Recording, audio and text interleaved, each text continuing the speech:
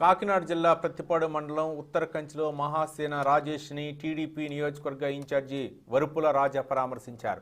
పెద్ద సంఖ్యలో టీడీపీ శ్రేణులతో రాజేష్ ఇంటికి వెళ్లిన రాజాకు రాజమండ్రిలో జరిగిన ఘటన వివరాలను రాజేష్ వివరించారు. జనసేన కార్యకర్త పుట్టినరోజు వేడుకలకు వెళ్తే వైసీపీకి చెందిన దాదాపు 300 మంది కార్యకర్తలు తన కారుపై దాడి చేశారని రాజేష్ తెలిపారు.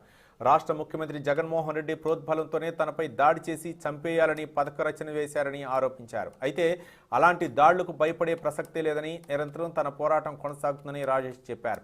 తనకు మద్దతు ప్రకటించి ధైర్యం చెప్పిన వరుపుల రాజాకి ఈ సందర్భంగా రాజేష్ కృతజ్ఞతలు తెలిపారు.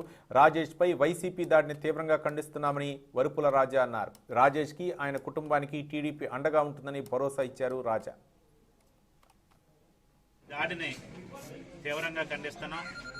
ఎందుకంటే ఎంత అమానుషంగా మరి రాజమండ్రి సిటీలోనే ఎక్కడో మారుమూల ప్రాంతంలో కాకుండా దాదాపుగా 200 నుంచి 300 మంది వరకు పంపి కారును పగలగొట్టడమే కాకుండా మరి అద్దాలు పగలగొట్టాలని చూడటం, అదేవిధంగా మరి రాళ్లతో దాడి చేయాలని చూడటం, చంపాలని చూడటం, మరి ఇది ఏం సంస్కృతి అని చెప్పి అడుగుతున్నా. మరి ఇటువంటి సంస్కృతి తూర్పుగోదావరిలో ఎప్పుడన్నా ఉందా?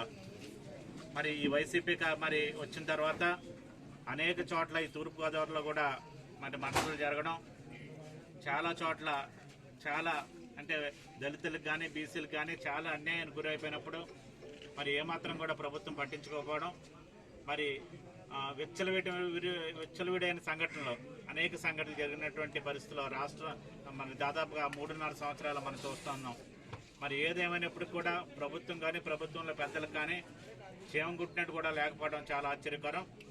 ఏదైనా సరే ఇటువంటి దాడిని ముక్త కంఠంతో అందరూ కూడా ఖండించాలని చెప్పి ఈ సందర్భంగా నేను తెలియజేస్తున్నా.